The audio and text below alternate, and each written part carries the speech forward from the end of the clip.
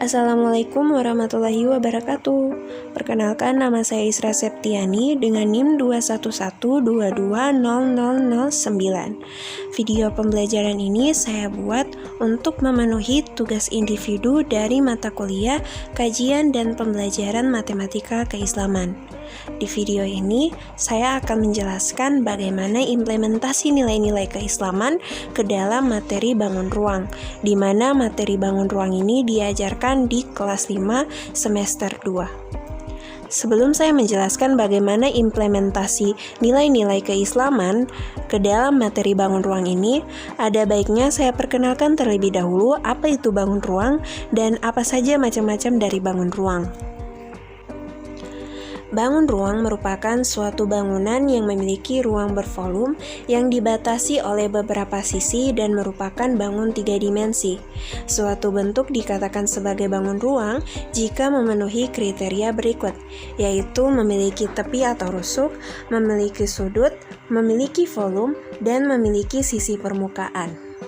Macam-macam dari bangun ruang. Yang pertama ada bangun ruang kubus, bangun ruang balok, bangun ruang tabung, bangun ruang kerucut, bangun ruang bola, bangun ruang limas, dan bangun ruang prisma. Di mana bangun ruang prisma ini terbagi menjadi 4 macam bangun lagi, yaitu prisma segitiga, prisma segi 4, prisma segi 5, dan prisma segi 6. Begitupun dengan bangun ruang limas. Bangun ruang limas ini terbagi menjadi 4 bangun, yaitu 5 segi 3, 5 segi 4, 5 segi 5, dan 5 segi 6. Untuk menjelaskan bagaimana implementasi nilai-nilai keislaman ini ke dalam materi bangun ruang, saya mengambil 2 bangun ruang, yaitu bangun ruang kubus dan bangun ruang 5 segi 6.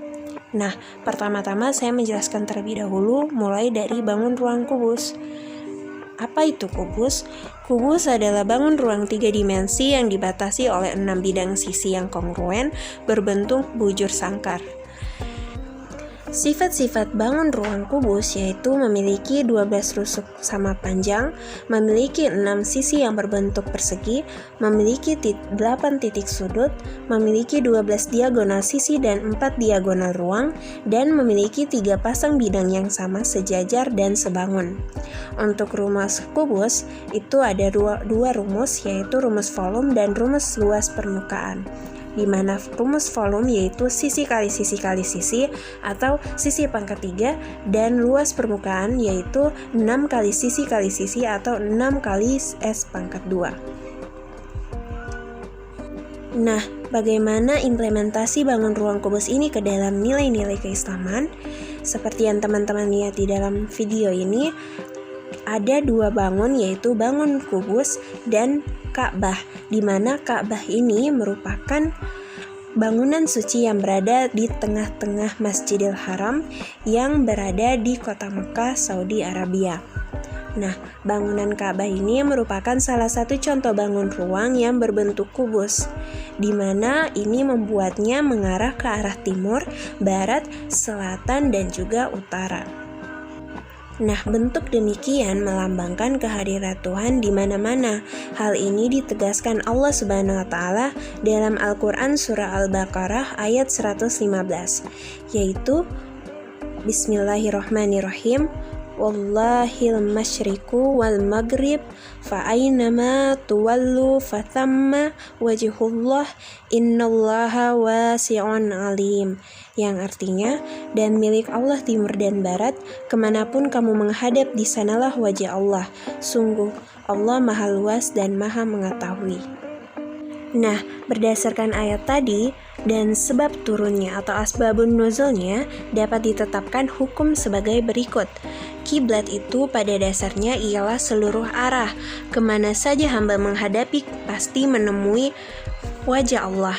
Untuk memelihara kesatuan dan persatuan kaum muslimin, ditetapkanlah Ka'bah sebagai arah kiblat. Kedua, apabila hari gelap dan kiblat tidak diketahui, maka boleh sholat menghadap ke arah yang diyakini sebagai kiblat. Jika ternyata kemudian arah itu bukan arah kiblat, maka sholatnya tetap sah. Bagi orang yang ketiga, bagi orang yang berada di atas kendaraan yang sedang berjalan, ia boleh berkiblat ke arah yang dia sukai, sebagaimana ulama menganjurkan berkiblat ke arah depan dari kendaraan itu.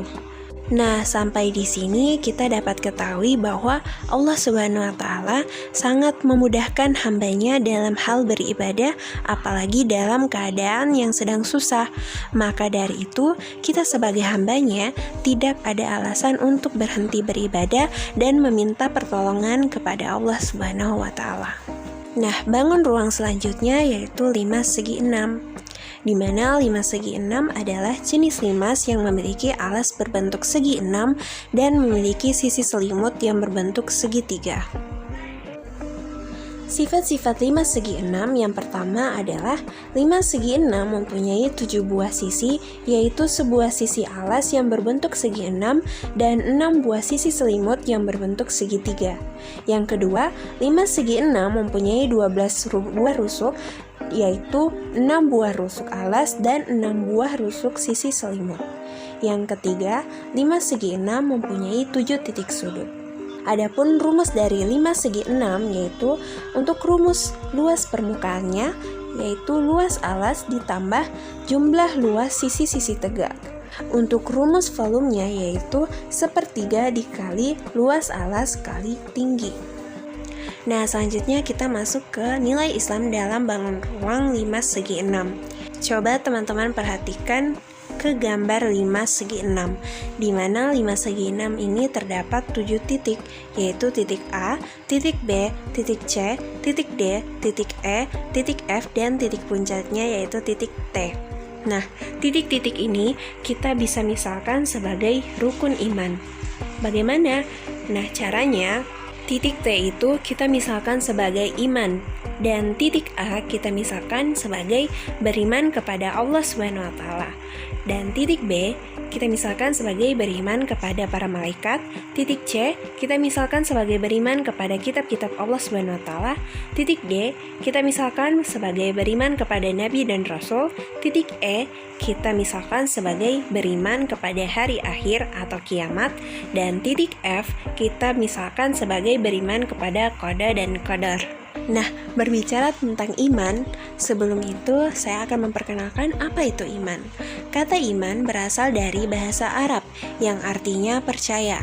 Menurut ilmu tauhid, iman adalah membenarkan dengan hati, mengucapkan dengan lisan, dan mengamalkan dengan tindakan. Nah, di dalam agama Islam, bangun limas segi 6 merupakan gambaran rukun iman yang terdiri dari 6 hal, di mana ke-6 hal ini saling berhubungan untuk menuju ke titik T sebagai iman. Karena apabila kehilangan salah satu dari garis saja, maka bangun limas segi 6 ini tidak dapat berdiri tegak. Nah, hal ini sama saja dengan keimanan seseorang, karena jika salah satu saja tidak terpenuhi, maka keimanan seseorang tidak akan sempurna. Baiklah, sekian video pembelajaran yang saya buat. Saya akhiri. Wabillahi taufiq wal hidayah. Wassalamualaikum warahmatullahi wabarakatuh.